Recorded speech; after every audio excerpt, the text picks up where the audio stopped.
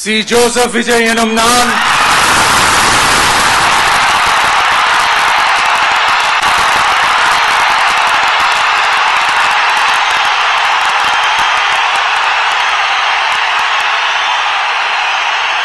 சட்டப்படி அமைக்கப்பெற்ற இந்திய அரசியல் அமைப்பின்பால் உண்மையான நம்பிக்கையும் மாறா பற்றும் கொண்டிருப்பேன் என்றும் இந்திய நாட்டின் ஒப்பில்லாத முழு முதல் ஆட்சியையும் ஒருமையையும் நிலை நிறுத்துவேன் என்றும்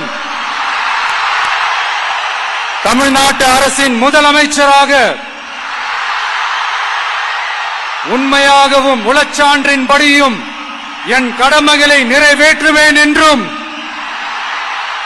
அரசியல் அமைப்பிற்கும் சட்டத்திற்கும் இணங்க அச்சமும் ஒருதலை சார்பும் இன்றி விருப்பு வெறுப்பை விலக்கி பலதரப்பட்ட மக்கள் அனைவருக்கும் நேர்மையானதை செய்வேன் என்றும் ஆண்டவன் மீது ஆணையிட்டு உறுதிமொழிகிறேன்.